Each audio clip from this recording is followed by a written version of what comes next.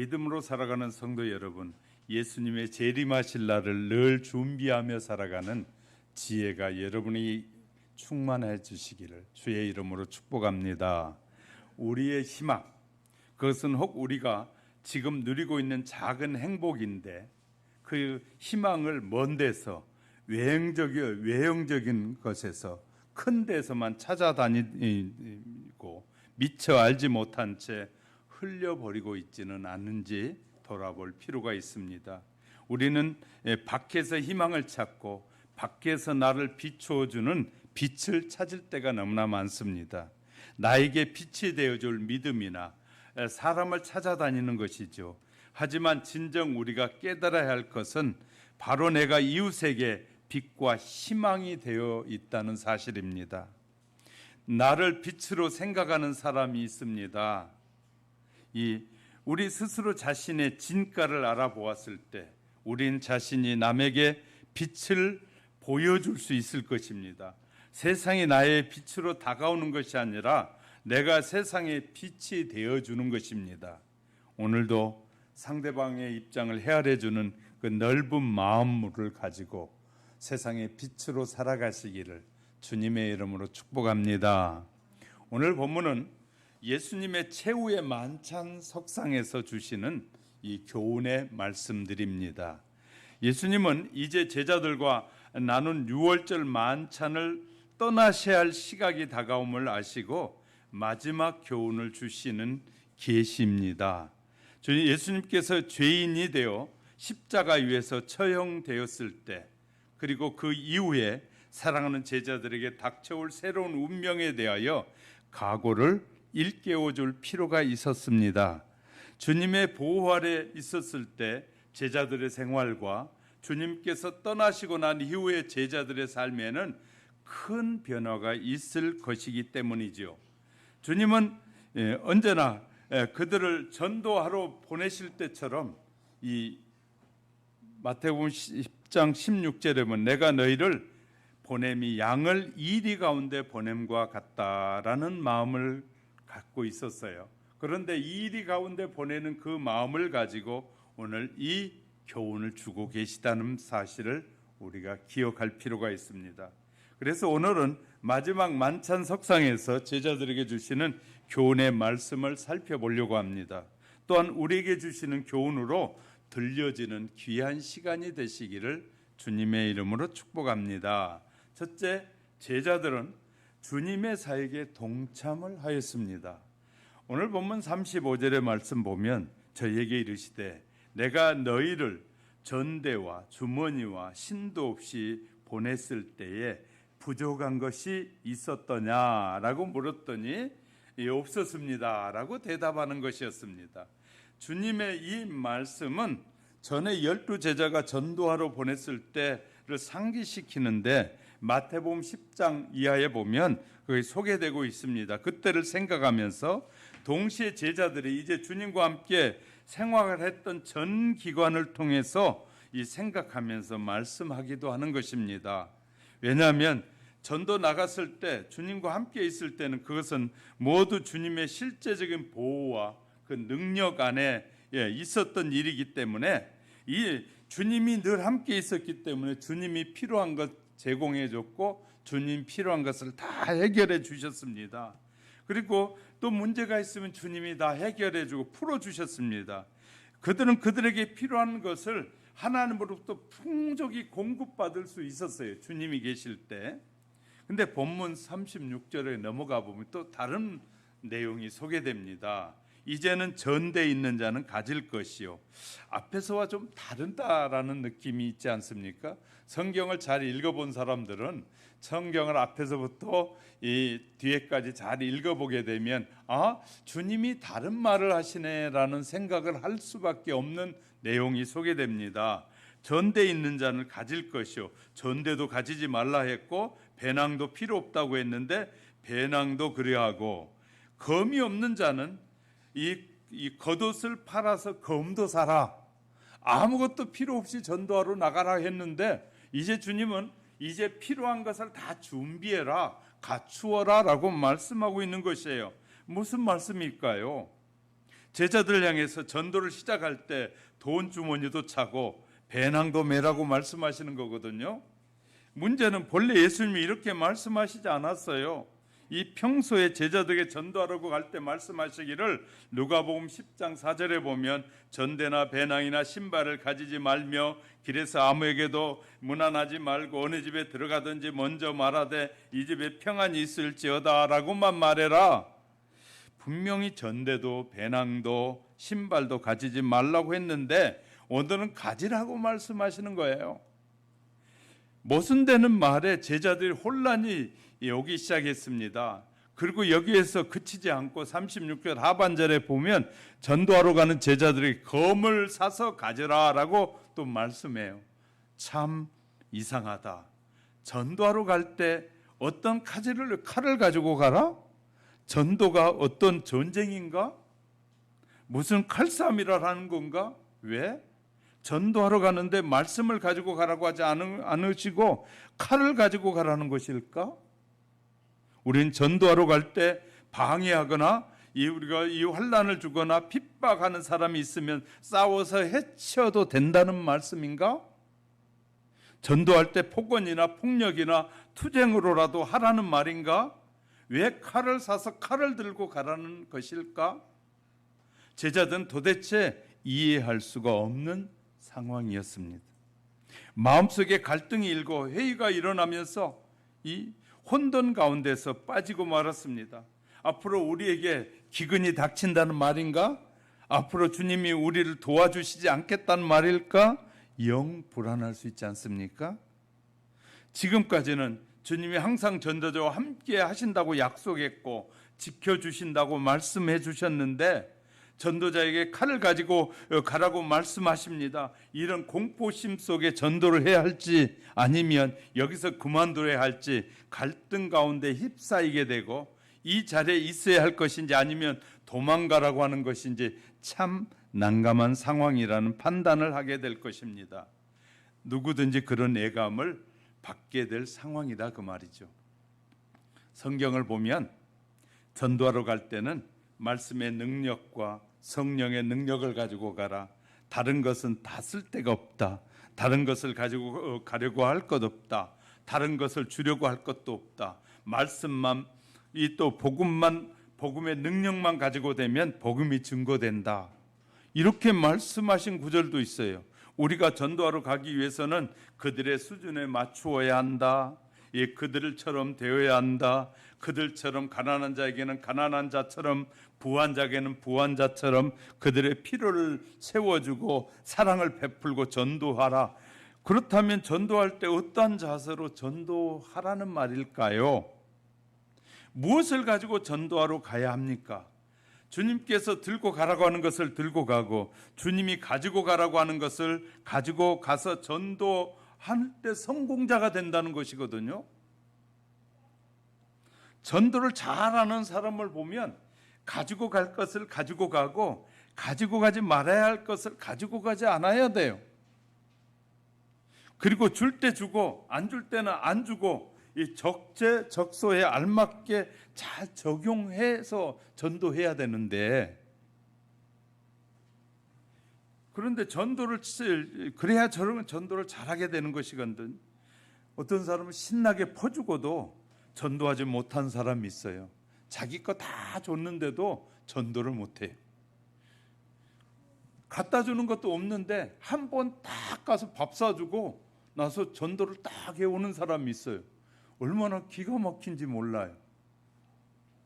왜 그럴까요? 어떤 사람은 그냥 10번, 20번을 가서도 전도를 못했는데 어떤 사람은 한 번에 가서 딱 전도를 해버려요. 왜 그럴까요? 우리가 기억해야 될 것은 늘 성령의 인도, 하나님의 인도, 하나님의 인도함을 받아가면 열매를 맺어진다는 것이에요. 내 생각과 내 의지를 가지고 가면 안 된다는 거예요. 성령님이 가지고 가라는 걸 가지고 가고 이 성령님은 내려놓고 가라 그러면 내려놓고 가면 된다는 거예요. 우리가 이 주의 뜻대로 잘 사는 방법은 주님이 말씀하신 대로 살면 돼. 그러면 가장 소중한 것이 오늘 아침에 묵상을 하는데 오늘 나가는데 꼭 만날 사람을 약속해 놨는데 이 아침에 큐티를 하다가 그 사람 안 만났으면 좋겠다라는 생각이 탁 들었어요. 큐티하는데. 그러면 그 사람이 아무리 소중한 사람이라도 그 사람을 오늘 안 만나야 돼. 그런데 그 사람이 소중하지. 그러니까 자, 말씀으로 역사하셨으면 지금 주님이 소중해야 되는데 우리는 그 사람을 보면서 저 사람을 내가 오늘 만나서 잘하면 저 사람에게서 내게 필요한 것을 다 도와줘서 내가 뭐가 잘 될 거라는 기대를 갖는 것과 하나님이 말씀하시는 것 사이에 갈등이 있을 때 우리는 어떻게 해야 되느냐고 말이에요. 그때는 그 사람이 아무리 크게 보여도 주님이 말씀하셨으면 그날은 피하는 게 지혜로운 방법이에요. 아무도 아멘 안 하시니까 정말 고민스럽습니다. 자, 우리는 기억해야 돼요. 나는 하나님이 우선이냐 사람이 우선이냐를 봐야 하는데 묵상 자체를 안 하고 하나님 앞에 관심이 없으니까 하나님이 그렇게 말씀하셔도 못 알아듣고 못 깨닫고 그냥 아무나 만나니까 될 것 같지만 안 되는 거예요. 안 되는 거예요. 자, 우린 기억해야 돼요.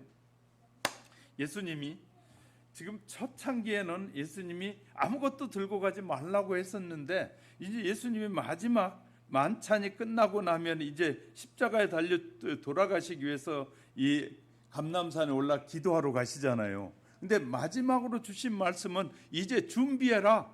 그런 것들 다 옛날에는 필요 없었는데 이제는 다 준비해라고 말씀하시는데 우리가 헷갈리지 않겠어요? 그러면 우리가 이제 판단해 가지고 예수님은 이랬다 저랬다 하는 분이시구나. 이렇게 우리가 생각하면 큰 오해를 사는 거예요. 우리는 이때 말씀하신 것과 이때 말씀하신 의미를 알게 된다면 우리는 모든 말씀이 하나님의 말씀이고 하나님은 올바르시다는 것을 이해하게 될 줄 믿으시기 바랍니다.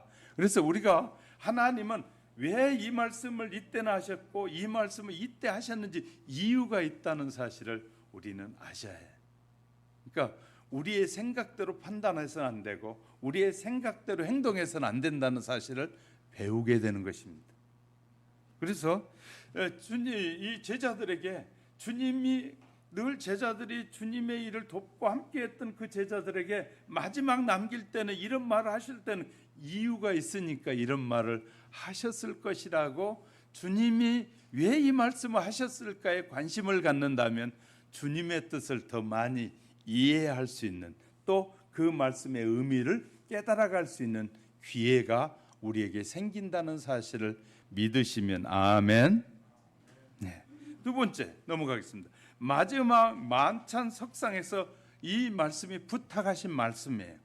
예수님께서 당시 제자를 떠나서 이 세상에 안 계실 때를 염려해서 여러 가지 말로 말씀하실 때 특히 성령의 보호하심과 인도하심이 있다고 말씀했어요. 요한복음 14장 15절 26절에서 예수님께서 새 세상을 떠나시는 것은 인류의 대속을 위해서 다시 말해 하나님의 놀라운 구원의 섭리를 이루는 것에 내가 순종하는 것이라고 우리에게 가르쳐 주셨어요. 그래서 제자들 통해서 복음 사역을 위해서는 꼭 필요한 일임을 우리에게 말씀하셨어요.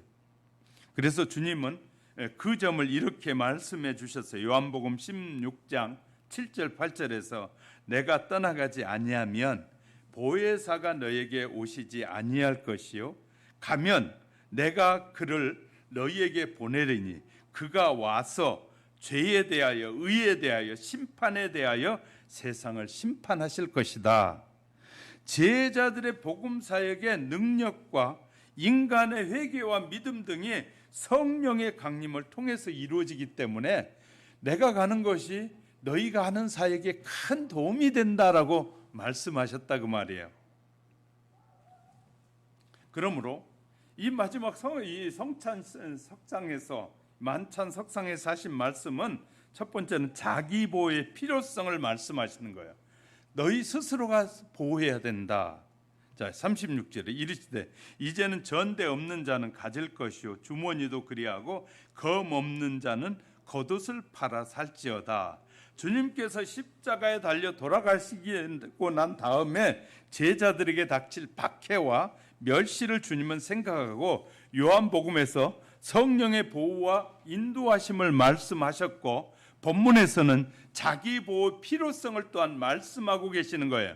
이 교훈에서 우리가 성도가 이 세상을 살아가는 데 있어서 성령의 보호와 인도하심도 의존해야 하지만 또한 한편으로는 인간으로서 해야 할 최선의 노력을 다해서 늘 준비하고 바른 준비가 필요하다. 그래서 성경이 이렇게 말해. 하나님은 스스로 돕는 자를 돕는다. 하나님은 스스로 준비하는 자를 도와준다는 거예요. 그러니까 늘 준비하고 이렇게 주님의 뜻대로 살아야지 하고 계획하고 준비하는 자를 하나님 돕는 하나님이심을 잊지 마셔야 돼요. 또 계시가 이루어진다는 거예요. 37절에 보면 내가 너에게 말하노니 기록된 바, 주님께서 하신 말씀 가운데 특히 이 검을 팔아 이 겉옷을 팔아 검을 사라고 하신 말씀은 그것이 검으로서의 물질적인 사용의 뜻에 대해서 말씀하신 것이 아니에요.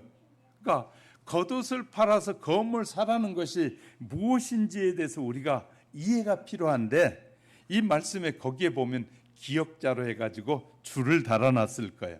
줄을 달아놨는데 뭐라고 달아놨냐면 이사야 53장 12절의 말씀을 주님이 인용해서 말씀하고 계신다라고 거기에다 달아놨어요. 보셨어요? 성경을 보면 그렇게 달아놓으셨어요. 그 말은 뭐냐면 지금 내가 가는 것은 하나님께서 계획하신 일을 이루고자 이제 나는 이 사람들로부터 멸시와 천대를 받고 십자가에 죽기 위한 하나님의 계획에 순종하여 가는 것이다. 그러나 가지만 내가 너희들에게 부탁하고 싶은 것은 지금부터 내가 없을 때라도 너희가 뭐가 좀 준비가 더 필요하다라고 말씀하고 계신다고 말해요. 준비가 필요하다. 주님은 최후의 순간까지 계시를 이루기 위해서 최선을 다하셨습니다. 그것은 어떤 환경 속에서 하나님의 말씀대로 살아야 한다는 것을 교훈하시기 위한 것입니다. 이 말씀의 생활화, 그것이 살아있는 성도의 삶이에요. 실은 우리는 하나님의 말씀을 그대로 믿고 따라 살아야 되는 것이죠. 왜 예수님께서 전도할 때 아무도 가지지 말라고 하시더니 다시 다 가지라고 이렇게 말씀하시는지 도무지 제자들은 이해가 되지 않았다는 것입니다. 이어서 또 하나 칼까지도 들고 가라고 말씀하신 이유가 무엇일까? 예수님께서 제자들 당황스럽게 하고 갈등을 일으키려고 그렇게 하신 것일까요? 아니면 제자들이 위기의식을 느끼게 하여 도망치려고 그렇게 말씀하신 것일까요? 예수님을 믿는 사람은 일구이연하면 안 되는 것이 성경에 분명히 기록되어 있어요. 그래서 예수를 믿는 모든 집사나 직분자들에 대한 조건에서 일구이연은 금한다고 말씀했어요. 바울을 통해서 디모데에게 디모데전서 3장 8 이와 같이 집사들도 이 정중하고 일구이연을 하지 아니하고 술에 임박히지 아니하고 더러운 일을 탐하지 아니하고 많은 성도가 언행일치가 하지 않으면 안 되기 때문에 우리가 언행일치가 되지 않는 사람은 자꾸 비웃음을 당하게 돼 있어요. 정치인들이 얼마나 이번에도 많은 사람들이 비웃음을 당하고 있습니까? 장관이 되고 싶고 높은 자리에 올라간 사람들일수록 자기가 잘 관리돼야 돼요. 높은 자리에 가고 싶어 하면서도 자기 관리를 못하면 이 온 텔레비전을 통해서 온 국민들 앞에 자기의 삶이 다 드러나게 될 수밖에 없어요. 그래서 예수를 믿는 성도들도 절대로 일구이연하면 안 되고 한 입으로 한 가지 말만 해야 합니다. 하나님의 아들이신 예수 그리스도는 어떻습니까? 누구보다도 일구이연하면 안 되시는 하나님의 아들이잖아요. 이 사실을 믿고 저와 여러분도 일구이연하지 않고 살아가시기를 주님의 이름으로 축복합니다. 이제 세 번째, 그러면 주님께서 제자들에게 또 우리 성도들에게 미래에 무엇을 준비해야 한다고 말하는 것이냐? 세 번째, 주님이 떠나시면서 왜 칼들을 들고 살라고 하셨을까요? 앞으로는 스스로 해결하라는 의미입니다.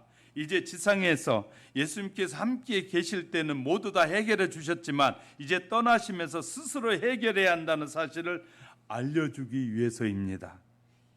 예수님께서 세상에 계실 때는 어떤 환난과 위기가 제자들에게 닥치면 얼마든지 해결해 주실 수 있었어요. 그러나 예수님께서 떠나시면 스스로 자기를 지키고 스스로 해결해야 된다는 그 사실을 제자들에게 가르쳐 주시기 위해서 본문 37절에 내가 너에게 말하노니 기록된 바, 이사야 53장 12절의 말씀을 인용하시면서 그리스도의 고난과 그리스도의 죽으심과 이런 일이 일어나게 될 텐데, 이런 일이 일어나고 난 다음에는 더 큰 환난과 시련과 고통이 계속될 텐데, 이 고통이 계속될 때 너희 스스로가 준비하지 않으면 무너지기 쉽다는 거예요. 자, 사업도 잘하려면 미리 이 준비를 많이 하셔야 돼요. 사업도 잘하려면 미리 준비해야 되고, 기도도 해야 되고, 또 미리 시장 조사도 해야 되고, 이렇게 해가지고 시장 조사도 해도 안 될 수 있어요. 그러면 요새는 또 더 좋은 것이 생겼잖아요. 컨설팅이라는 게 생겨가지고 내가 사업을 해봤는데 잘 안 돼. 그러면 사업을 어떻게 해야 잘해야 할지 컨설팅 업체한테 맡기고 컨설턴트한테 맡기면 컨설턴트가 와서 이것을 전부 다 집합해 봐가지고 이런 부분을 개선하면 좋겠습니다. 이런 부분을 이렇게 하면 좋겠습니다라고 이렇게 조언해 줘요. 그렇게 해서 조언을 듣고 했더니 잘 되잖아요. 이렇게 객관적인 사람들이 보고 이렇게 한 얘기도 잘 듣는 지혜가 필요한 것이에요. 주관적인 것만이 옳다라고 말하는 것은 매우 위험한 것이에요. 그렇기 때문에 객관적으로 다른 사람이 평가한 내용들을 잘 들어야 이것을 잘 이끌어갈 수 있는 거예요. 그래서 요새는 회사를 이 통째로 컨설턴트들이 와가지고 컨설팅 업체에서 와서 회사가 위험하면 그 회사를 사장으로부터 시작해서 전부 질문을 던지고 왜 이런 상황인가를 다 파악한 다음에 이렇게 새롭게 계획을 해줘요. 이렇게 하시면 위 회사가 건강하게 성장해 갈 수 있겠습니다. 이렇게 해주는 것처럼 우리 주님이 떠나시면서 이제 내가 떠나니까 너희가 준비해야 될 것이 있다. 이런 것이 준비되어 있으면 너희가 장차 어려움을 당해도 잘 피해갈 수 있고 끝까지 믿음을 지킬 수 있으니까 이런 것을 준비해라 라고 말씀하신 내용이라는 것이 이해되셨으면 아멘. 자, 장차 닥칠 환난과 핍박을 준비하라는 것이거든요. 예수님께서 계실 때는 비교도 되지 않는 엄청난 환난과 핍박이 복음 전하는 성도들에게 닥칠 것을 알려주심으로 만반의 준비를 하라는 것입니다. 예수님 시대에 비해서 제자들의 시대는 훨씬 더 교회를 핍박하고 고난이 닥칠 사실을 아셨기에 준비하고 무장을 갖추라는 말입니다. 그렇지 않으면 이길 수 없고 전할 수도 없고 배반할 수밖에 없는 사실 너무나도 주님이 잘 알고 계셨던 것이죠. 예수님의 말씀을 듣고 준비했지만 때로는 실수도 하고 무너지기도 했지만 결국은 그들이 12 제자로서 세계 복음화의 기적을 이루는 주인공이 될 수 있었던 것은 예수님이 이렇게 말씀하신 의도를 바로 제자들이 알았기 때문이라는, 할렐루야. 예수님께서 이렇게 미리 준비하라고 말씀하신 것들을 제자들이 알고 준비했다는 거예요. 주의 말씀에 순종했더니 제자들이 세계 선교까지 이루는 쾌거를 이룰 수 있었다는 사실을 우리는 기억해야 될 것입니다. 저를 보세요. 교회 밖에 나가보면 전도가 되지 않습니다. 왜 그럴까요? 예수님의 이름을 꺼내면 무시하고 공격하고 어려움을 당하기 일쑤입니다. 복음을 전하면 환난을 당하는 시대가 된 것이에요. 반드시 열심히 기도해서 능력을 갖추지 않으면 안 되는 거예요. 지금은 이 베풀 능력이 필요한데 그냥 무방비 상태로 전도하기는 불가능한 시대가 된 거예요. 나약한 목소리로 도무지 확신이 없는 목소리로 예수 믿으세요라고 하면 당신이나 잘 믿어요 라는 소리를 듣기 딱 맞는 시대가 된 거예요. 그러면 더 이상 그 사람의 말을 듣지 않습니다. 아무리 지옥 간다는 말을 해도 소용이 없습니다. 이 시대에 전도하려면 열심히 기도로 무장해서 태신자에게 필요한 말씀을, 충격적인 말씀을 줄 수 있어야 돼요. 다시 말해, 이 하나님이 주신 말씀을 가지고 강력하게 상대방에게 충격을 줄 수 있어야 돼요. 그런 능력도 없고 힘도 없이 전도가 힘든 시대가 된 것이, 아픈 사람에게 어떻게 전도합니까? 기도해서 낫게 해줘야 돼요. 그런 능력, 기도의 능력이 있어야 돼요. 뿐만 아니죠. 이 문제 가운데 있는 사람에게 전도를 어떻게 합니까? 기도해서 문제를 풀어줘야 돼요. 그렇게 하나님의 능력을 경험한 후에 전도해야 능력이 있어요. 내가 이렇게 해보니까 하나님이 이렇게 역사하셨습니다. 하나님의 기도합시다. 그 문제 가지고 함께 기도해 봅시다 하고 그 문제를 함께 기도해서 그도 기도하게 하고 내가 기도해서 그와 함께 기도해 가지고 기적이 일어나야 그때 믿기 시작한다는 거예요. 그러니까 옛날보다 훨씬 어려운 시대에 우리가 살고 있는 것은 사실이에요. 복음을 전하기가 쉽지 않아요. 근데 준비하지 않고 전도하러 가니까, 준비 없이 전도하러 가면, 반드시 무방비 상태로 가면 문제가 심각해질 수 있다는 사실이에요. 그래서 늘 준비하는 것이 필요한 것이에요. 또 칼은 곧 하나님의 말씀이라는 것이에요. 본문에서 예수님께서 제자들에게 칼을 사라고 말씀하시잖아요. 정말로 우리가 생각하는 그 뾰족한 무기로 사용하는 그런 칼을 의미한다고 생각하십니까? 예수님이 그런 칼을 사라고 지금 말한다고 생각하시냐고요. 전도할 때 방해하는 자들이 생기면 싸워서 이기라고 예수님이 말씀하시는 것일까요? 사실 제자들도 예수님에 대해서 말씀하실 때 그런 생각에, 그런 유형의 칼로 생각한 것이 사실이에요. 그래서 38절에 대답하기를 제자들이 이렇게 대답해요. 주여 보소서, 여기 검이 둘이 있나이다.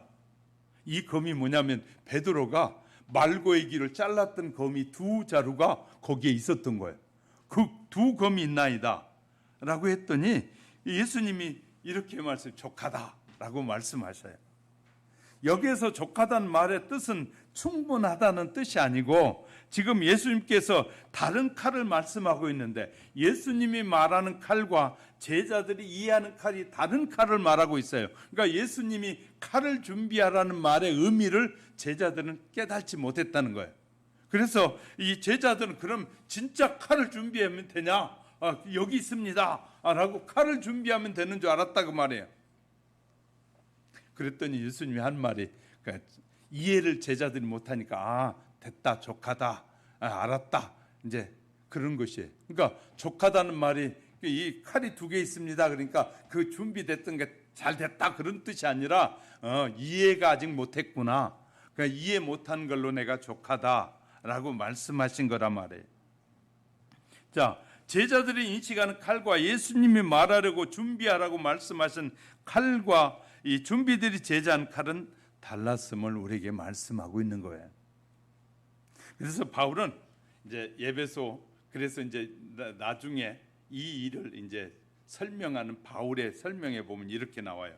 에베소 6장 17절에 구원의 투구와 성령의 검 곧 하나님의 말씀을 가지라. 성령의 검 곧 하나님의 말씀을 가지라라고 했는데, 즉 성령의 검은 하나님의 말씀이라는 거예요. 하나님의 말씀이 검이다. 또 사도행전 20장 32절에 보면 지금 내가 여러분을 주와 및 그 은혜의 말씀에 부탁하노니 이 말씀이 여러분을 능히 든든히 세우사, 말씀이 너희를 든든히 세우사 거룩하게 하심을 입는 모든 자 가운데 기업이 있게 하시리라. 바울은 지금 에베소 교회 성도들을 남겨놓고 예루살렘을 향해 죽으러 가는데 마지막으로 남긴 말이 주님께 부탁하는 거예요. 주님, 성도들을 주님 앞에 부탁드립니다. 저도 만약 제가 죽을 날이 다가온다면, 주님이 나를 부르실 날이 가까이 온다면 저도 그런 기도를 할 겁니다. 주님, 제가 먼저 가지만 우리 교회를 섬기던 남아있는 성도들을 주님께 맡겨드립니다. 주님, 우리 화영교회 성도 모두가 주님의 나라에 가는 날까지 주님께서 보존해 주시고 지켜주셔서 우리가 천국에서 기뻐보는 만나기를 원합니다. 저도 똑같은 기도를 할 것 같아요. 그러니까 앞서가는 사람들이 뒤에 따라오는 사람들을 향해서 뭐라고요? 주님께 맡기는 거예요. 주님께 맡겨드리는 것이 가장 안전한 일이에요. 할렐루야. 성도들을 주님께 부탁하는 것이 가장 쉬운 일이에요.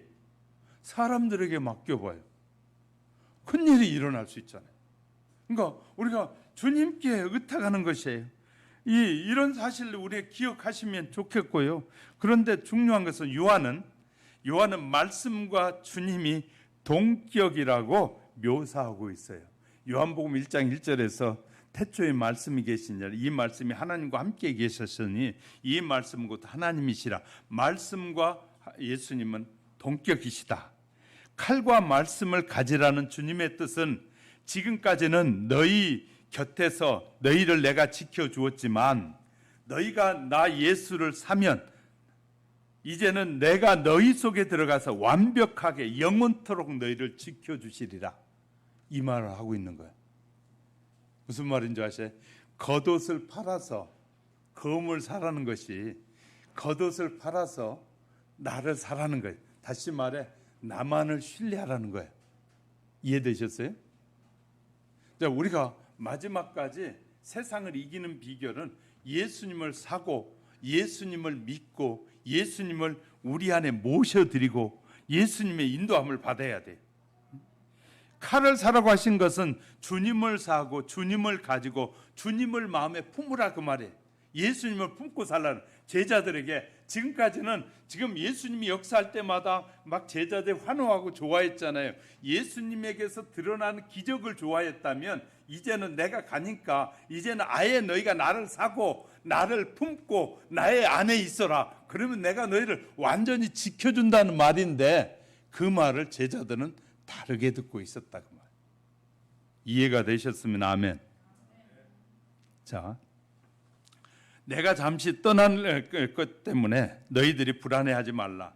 칼을 사면, 즉 나를 사면 내가 너희 속에 들어가서 영원토록 어떠한 환난과 위기 속에서도 내가 칼이 되어 너희를 완벽하게 지켜주고 너희들이 복음을 증거할 때 누구도 너희를 건드리지 못하도록 최선으로 앞장서서 안전하게 막아주고 보호해 줄 거란 말이거든요. 검을 사라는 말이. 이해가 되셨으면 아멘. 그러면 여러분 속에 예수님이 계십니까? 여러분 속에는 예수님을 영접하십시오. 여러분은 예수님을 가지셔야 합니다.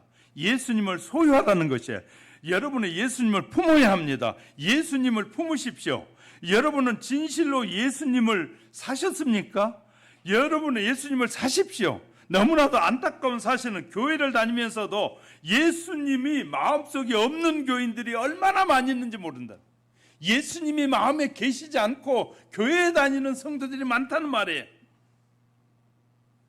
내 마음에 주님을 모시고 주님을 품고 그렇게 주님과 함께 가면 전도가 되고 방해자도 이길 수 있고 그렇게 영원한 전도의 승리자가 될 수 있다는 거예요. 할렐루야. 예수님을 품고 가라는 것이. 칼을 사기 위해서, 칼을 사라는 말에는 칼을 사기 위해서는 겉옷을 팔아서 칼을 사라 그랬잖아요. 칼을 사기 위해서는 뭐가 필요한? 투자해야 된다는 거예요. 투자라. 주님 안에 내가 있고 내 안에 주님이 거하시면 진실로 내가 주님을 내 마음속에 모시면 주님 모든 환난 가운데서 나를 지켜주십니다. 할렐루야. 그렇게 약속하셨어요. 어떤 환난과 가운데서도 나를 이기고 승리하게 하실 것입니다. 예수님을 모시기 원합니다. 그렇다면 어떻게 예수님을 모실 수 있을까요? 어떻게 해야 예수님을 내가 살 수 있을까요? 팔아야지 사지. 팔아야 사지. 자, 사기 위해서는 투자가 필요하고 투자하려면 투자하지 않으면 예수님을 살 수가 없어요. 그래서 누가복음 22장 36절 하반절에 검이 없는 자는 이 겉옷을 팔아 살지어다. 검이 없는 사람은 겉옷을 팔아서 살지어다. 잘 보세요. 유대인에게 있어서 겉옷은 의미 있는 생명과도 같은 것입니다. 겉옷은 유대인들식 겉옷은 위로부터 절 보세요. 여성들이 입는 원피스 같은 옷이에요. 그러니까 이 유대인들이 입는 겉옷은 여성들이 입는 원피스 같이 한번 이렇게 벗으면 다 벗어져 버리고, 입으면 투피스, 쓰리피스는 하나씩 벗어야 되냐, 원피스는 한 번만 벗으면 다 드러나는 것처럼 유대인의 겉옷은 원피스와 같은 것이에요. 그래, 원피스는 한 번 벗으면 다 벗어져 버리는 거예요. 다시 말해서 원피스 같은 그 옷을 뭐 하라는 거예요? 그것을 주고 검을 살 수 있다는 거예요. 원피스 한 벌값이면 검을 살 수 있다는 말이에요. 그러니까 원피스를 겉옷을 팔아가지고 뭐 하라는 거예요? 검을 사라는 거예요. 검을 사라는 거예요. 재밌는 말씀이잖아요. 그죠? 네, 겉옷을 팔아서 검을 사라. 왜? 돈이 없는 사람 겉옷을 팔아서 사라. 그 말은, 자, 주님을 오늘날 너무나 많은 사람이 주님의 구원을 싸구리로 생각하는 사람이 너무나 많아요. 저와 여러분이 구원받는 것은 싸구리 구원이 아닙니다. 그래서 사람들은 10원 밑에 구원이잖아요. 10원에서 1원이 모자른 것이 구원이라고 싸구리로 생각하는 사람들이 너무 많아요. 하나님이 우리를 살리기 위해서 그런 싸구리 구원을 우리에게 주신 것이 아니라, 하나님이, 우리는 하나님과 비교될 수도 없는데 비교될 수도 없는 그 하나님이 당신의 생명을 투자해서 우리를 산 거거든요. 하나님은 우리를 사시기 위해서 당신의 생명까지도 포기하고 샀는데, 사람들은 하나님을 믿고 섬기는 것을 가치 없는 것으로 구원을 바꾸려고 하는 거지. 무슨 말인지 이해가 되셨어요? 자, 여기에서 아주 중요한 포인트예요. 하나님은 가장 인간에게 있어서 가장 소중한 생명을 살리기 위해서 하나님이 십자가에서 죽으셨고, 하나님이 그 아들을 통해서 우리를 살리는 엄청난 값을, 대가를 지불했는데, 예수를 믿는다고 하는 우리들은 대가 없이 예수를 믿는다고 한다고 하는, 믿고 살겠다고 말하는 거예요.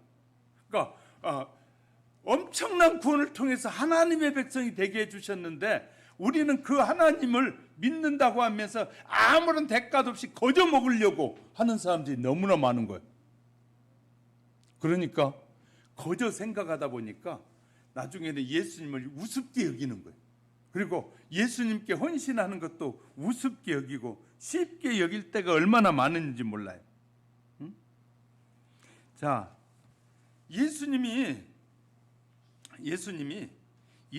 사려면 뭘 팔아야 되는데, 뭘 팔아야 되는데, 겉옷을 팔아서 나를 벌거벗어서라도 주님을 살 때 완벽한 옷을 사게 되는 것이고, 완벽한 의의 옷을 사 입게 되는 것이에요. 구원의 의의 옷을 사 입게 되는 것인데, 그래서 겉옷을 팔아서 사라는 거예요. 그래서 바울은 이것을 설명하면서 이렇게 설명해요. 사람이 마음으로 믿어 의에 이르고 입으로 신하여 구원에 이르느니라. 또 이 마태복음 16장 시몬 베드로가 대답하여 이르되 주는 그리스도이시오 살아계신 하나님의 아들이다라고 고백하는 거예요. 그런데 중요한 것은 이렇게 유대인이 소중하게 여는 겉옷이라도 팔아서 주님을 마음에 사고 주님을 품으라는 것이거든요. 투자하라는 거예요. 그런데 그 당시 이 겉옷을 이 싸구리로 믿지 말아야 된다는 말이기도 하지만, 또 하나는 이런 것입니다. 그 당시에 이 로마가 세계를 주배하고 있었고, 예수님 당시에 이 유대인들도 로마의 통치 안에 있었어요. 그래서 로마의 시저가 그들의 신이었어요. 그래서 온 세계는, 로마 통치 안에 있던 모든 사람들은 이 시저를 신이라고 고백하지 않으면 안 되는 거예요. 우리가 일제 시대 때 일제 36년 동안에 천황을 왕으로 고백하지 않으면, 교회 안에서 와서도 그들이 이렇게 했어요. 교회 안에서 천황을 신으로 여기지 않으면, 그래서 신으로 말하지 않으면 교회에 와서 목사도 죽였고 성도도 죽였어요. 그러니까 이 예수님의 당시에도 시저가 왕으로서 신으로서 모든 나라를 통치하고 있었는데, 그때 예수 그리스도가 하나님이 나의 구주고 예수님이 나의 구주라고 말하면 당장 단두대에서 목이 잘려 죽는 거예요. 이해가 되셨어요? 우리나라에 얼마나 많은 사람들이 핍박을, 천황으로 생각하지, 신으로 생각하지 않는다고 얼마나 많은 목회자들이 이 핍박을 받고 감옥에 들어갔는지 몰라요. 그런 상황에서 다시 말해, 믿음을 지키려면 결국은 투자를 해야 되는데 자기 생명까지라도 내놔야 되는 거예요. 그렇게 생각하는 사람은, 그렇게 믿는 사람은 믿음이 흔들릴까요? 흔들리지 않을까요? 하나님 앞에 겉옷을 다 벌거벗고라도 주님을 사겠다는 그런 투자의 마음을 가지고 사는 사람은, 그렇게 투자하는 사람은 예수님을 부인할까요? 부인하지 않을까요? 부인하지 않게 된다는 거예요. 이해가 되셨어요?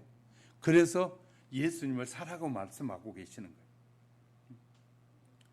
자, 오늘날 이 성경은, 오늘날 이 교회 안에는 주님이 오시면 지옥에 갈 사람이 많다는 충격적인 말을 우리에게 들려주셔요. 주님이 갑자기 어느 날 천사장의 나팔 소리와 함께 이 세상에 오시는 날, 교회를 다닌다고 하는 수많은 사람들 중에서 천국에 가지 못할 사람이 너무 많다는 충격적인 얘기를 해도 우리가 충격을 안 받아요. 믿음이 좋은 사람 충격을 안 받아요. 교회를 다니는 교인들 가운데 그런 사람이 단 하나도 없기를 바라고 또 바랍니다. 우리 교회를 다니는 사람은 세상 사람들에게 예수님을 전하기 위해서, 세상 사람들에게 예수님을 심어주기 위해서 우리가 많은 것을 포기하고 많은 것을 버릴 수 있어야 됩니다. 예수님을 전하려면. 그러니까 예수님을 안 전하려고 하니까 포기 안 하는 거예요. 세상이 자꾸 소중히 여겨지니까 예수님을 말을 못 하는 거예요. 왜 정부 사람들에게 나 예수 믿는 사람이요, 왜 말을 못 하는지 왜 그럴까요? 지금 사는 것이 중요하다고 생각하니까. 지금 사는 것이, 지금 얻어먹고 정부에서 주는 돈으로 먹고 사는 사람들일수록 내가 예수 믿는 사람이라고 말을 잘 못해.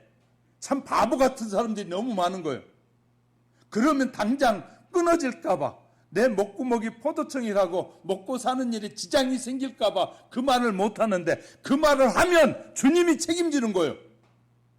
내가 예수 믿는 것 때문에 이 정부의 일을 못한다고 할지라도, 안 하더라도 내가 주님만을 나의 구주라고 고백해야만이 주님이 나를 인정해 주시고 나를 책임져 줄 텐데, 내가 예수 믿는 사람이라고 말하면 정부에서 보조해 주는 걸 끊을까 봐 겁이 난다면, 그래서 예수를 믿는다고 말을 못하고 예수님을 전할 수 없다면 하나님이 보장해 주지 않는 거예요.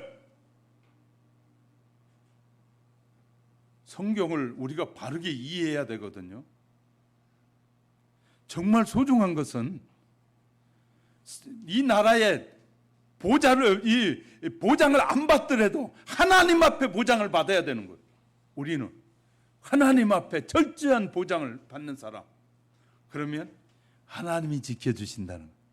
내 안에 내가 내 삶을 포기하고 예수님을 사고 예수님을 내 안에 모셔드리면 그다음부터는 주님이 뭐 하시겠다는, 우리를 완전히 보장해 주시겠다는. 할렐루야. 우리는 염려할 것이 없어요. 하나님은 길을 여셔서, 새로운 길을 여셔서 역사하신 하나님의, 할렐루야. 하나님에게는 지혜가 무한하시고 하나님에게는 필요한 것이 무한하신 분이에요. 그래서 무한하신 하나님이 하나님을 바르게 고백하고 바르게 전하고 하나님이 하시는 일을 당당하게 말하는 사람은 하나님이 책임지겠다고 말하는 거예요. 할렐루야. 무엇이 무서워서 못하느냐. 마귀는 우리에게 자꾸 두렵게 해. 그래서 하나님의 말도 못하게, 우리 아동센터 하나님의 말을 못하게 한다고 교회 주보도 못 달잖아요. 그렇게 무서우면 그만둬요. 우리는 하나님을 믿는다는 사람들이, 성삼위 하나님을 믿는다는 사람들이 그런 걸 두려워하고 그런 걸 염려하면 그만둬야 돼. 우리는 주님을 정말 바라봐야 되거든요. 성경은 철저하게 우리에게 하나님의 사람이 되길 원하는 거예요. 예수의 사람이 되길 원하는 거예요. 다른 사람에게 예수님을 심어주기 위해서 나의 소중한 걸 드렸으면 말해야죠. 당당하게. 우리 교회가 이런 일을 하고 있음, 교회가 하는 일을 통해서 당신이 도움을 받고 있고, 이것은 바로 하나님이 당신을 사랑한다는 증거라는 사실을 말해야 되는 거예요. 당당하게 말해줘야 돼. 이 일을 통해서 하나님이 당신을 사랑한다는 증거라고 말해줘야 되는 거예요. 하나님이 당신을 부르고 있다고 말해줘야 되고요. 우리는 다양한 것을 통해서 하나님이 우리를 사랑한 증거를 지금 제시하고 계신다고 말해야 되는 거예요. 하나님의 이름을 높여가지고 손해보는 일은 없기 때문인 거예요. 여러분에게 도전하고 싶습니다. 제자들이 복음의 사명을 잘 감당할 때 정말로 자기들은 겉옷을 버리고 예수님을 사고 예수님을 증거하려고 자신들의 모든 것을 버리고 쫓아갔을 때 이 땅이 12제자와 사도들이라는 가장 존경스러운 위치에 높이 설 수 있었던 것입니다. 그런 축복과 상급을 받은 것이, 그뿐 아니라 그런 수많은 영혼을 살리기 위해서 세계 전도의 기초를 놓았습니다. 하나님께서 주시는 이 땅의 높임과 천국의 귀함과 높임을 받기 원하십니까? 죽어가는 영혼을 살리기 위해서 우리는 당당하게 주의 복음을 증거하는 자가 되어야 됩니다. 저는 우리 하나님교회 성도 여러분이 정말 여러분의 이 사역에 일하는 현장에서, 사업의 현장에서 주님을 높이고 주님을 드러내는 자로 살아가시기를 주의 이름으로 축복합니다. 말씀을 이제 정리해 볼게요. 우리 전도자의 가장 도전을 주는데 의존적인 신앙이 얼마나 많은지 몰라요.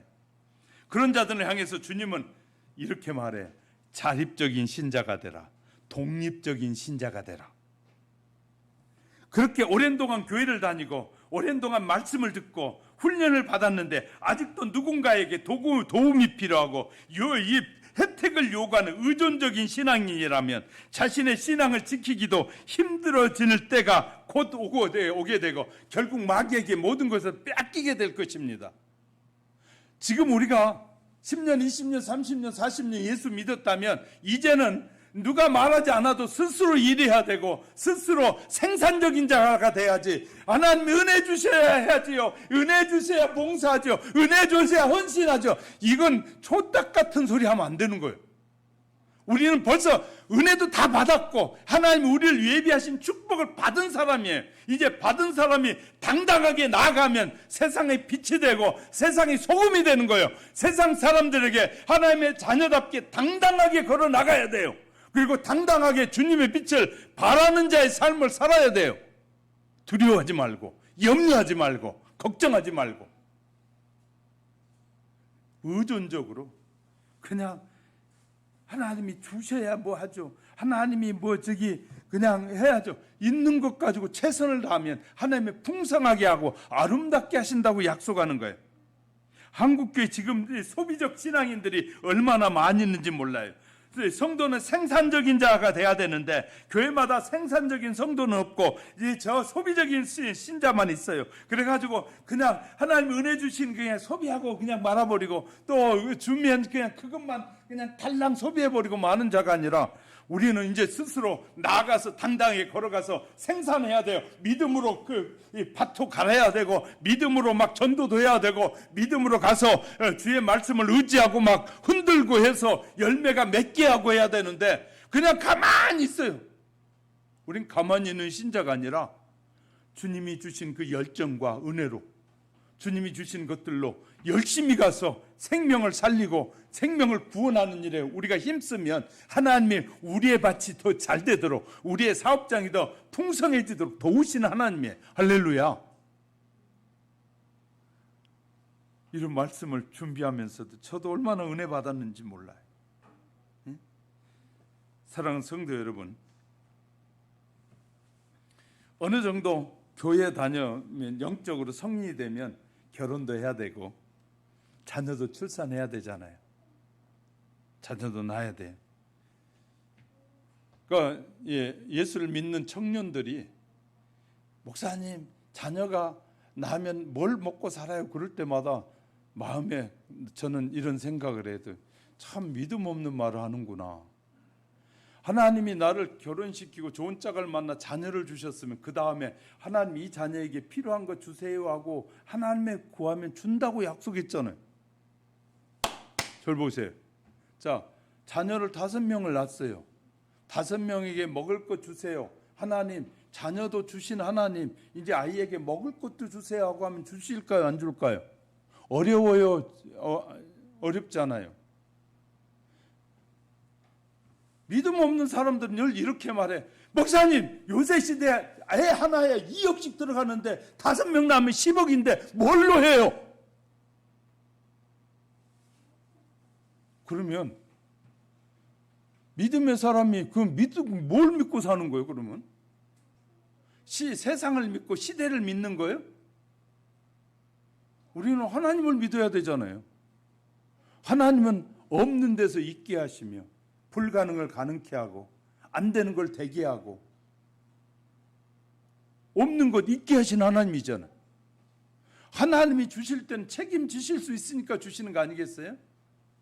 하나님 앞에 우리가 자녀를 2명 낳게 해서 3명 낳게 해서 이렇게 기도할 때는 그냥 내 기분에 따라 하는 거예요. 하나님 자녀를 주시면 하나님 잘 길러서 하나님이 기뻐하는 일에 아름답게 쓰여지게 하옵소서 하고 기도하잖아요. 그렇다면 하나님 앞에 드리겠다고 하는 마음으로 기도했으면 그 다음에 하나님이 주실 거 아니에요? 우리가 질의 겁을 먹고 아무것도 못하는 것처럼 마귀는 우리에게 질의 겁을 줘요. 뭐라고 겁을 주냐면 야! 애 하나가 2억 든다 3억 든다 이렇게 해가지고 아예 자녀를 못 낳게 하는 거예요. 이 마귀의 작전에 말려든 젊은이들이 얼마나 많이 있는지 몰라요. 교회 안에 성도들도. 교회 안에 성도들이 이렇게 이런 마귀 유혹에 빠져 있는 사람들이 너무나 많아요. 늙은 다음에 어떻게 살려고? 주님을 의지하고 사는 사람은 어떻게 살든지 살면 그 다음에 천국은 가잖아요. 주님 앞에 맡기면 하나님이 남은 여생도 책임지실 거 아니에요. 안 믿어집니까? 저는 이렇게 말하고 싶어요. 하나님을 믿고 하나님 앞에 내 인생을 맡겼다면 그 다음에 하나님이 책임지실 거 아니냐 말이에요. 할렐루야. 그럼 믿음으로 사는 거잖아요. 그러니까 우리가 모든 것은 믿고 하나님 앞에 기도하지 않기 때문에 두려운 것이에요. 믿고 하나님 앞에 맡기면 두려움이 사라져요. 두려움이 사라져요. 하나님은 우리에게 있어야 할 것과 필요한 것을 너무나 잘 아셔요. 그래서 주님이 우리에게 가르쳐준 기도가 주기도문에 너에게 일용할 양식을 주옵시고 그렇게 기도해라. 그러면 아버지께서 너에게 일용할 양식을 반드시 주신다 그 말이에요. 할렐루야. 근데 뭘 걱정해? 걱정할 이유가 있어요, 없어요? 우리는 믿음으로 안 살기 때문에 걱정이 많아지는 거예요. 믿음으로 말을 하지 않고 믿음으로 행동하지 않기 때문에 자꾸 비교의식을 가지고 살아요. 세상 사람들은 이 아이를 하나 기르는데 2억이 든다고 하는데 나는 아무것도 없는데 아이를 길렀으면 당신은 기적이요 지금. 그건 하나님이 주신 기적으로 지금 하고 있는 것이에요. 그런데 우리는 이런 것을 잃어버리고 살더라고요. 자꾸 세상 기준에 갖다 맞춰요. 그래가지고 세상 사람들의 말에 하나님의 말씀보다 더 소중히 여겨요. 세상 사람들이 이러는데 세상 사람이 과외도 해야 되고 뭐 해야 돼. 다 해야만이 사람답게 산대. 그런데 과외시키고 그렇게 돈 벌어가 그냥 쇠가 빠지게 돈 벌어가지고 유학까지 보내놓으니까 이놈들이 다가 갔다 와 사는 일이 사기치고 남에게 거짓을 하고 이 수많은 헛된 일을 하는 그런 자식을 길러놓고 대단한 자식 길렀다고 말한다면 그건 어리석은 것이에요. 남의 것 탈취하지 않고 자기가 성실하게 일해서 적은 것이면 알뜰하게 모여 먹고 사는 것이, 그리고 주님을 의지하고 사는 것이 소중하다라고 가르쳐야 되는데, 그냥 이 다른 것은 필요 없어.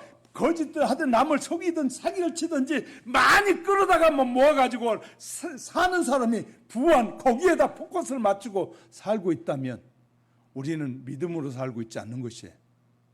주님 앞에 서는 날 나는 너를 알지 못한다고 말할 수 있어요. 그래서 주님은 이렇게 말씀하셔요. 마지막 때에 주님이 오시는 날 천사장의 나팔소리에 불을 넣어서 먼저 죽은 자들이 호련히 일어나고 그 다음에 살아있는 자들이 주님의 심판대 앞에 서게 되는 그날에 수많은 사람들이 주님을 알지 못하는 자들이 가득할 거라고 말해요. 저와 여러분은 환경과 여건에 상관없이 어떤 환경을 주시든지 많이 주면 풍족한 마음으로 살고 적게 주면 적은 마음으로 내게 준 것에 만족하면서 최선을 다해서 주님의 복음을 전하고 주님이 기뻐하는 일을 하다가 주님 앞에 설면 영원한 상급이 우리에게 기다리고 있다는 사실을 잊지 마시기 바랍니다. 그래 부족한 종을 통해서도 주님은 이렇게 가슴 아픈 마음들을 전하고 계시는 거지. 사랑하는 우리 하윤기 성도 여러분, 우리 모두 얼마나 살지는 아무는 몰라요. 주님이 내일 아침이라도 부르시면 가야 돼요. 그러면 우리가 쌓아놓은 것 다 의미 없는 것이에요. 그러니까 우리는 오늘 하루하루 최선을 다해서 주님의 이름을 높이고 주의 이름을 부르고 찬송하면서 최선을 다해서 살아가는, 주의 복음을 전하며 사는 우리 하영교회 성도 여러분이 다 되시기를 주님의 이름으로 축복합니다. 축복합니다. 기도하겠습니다.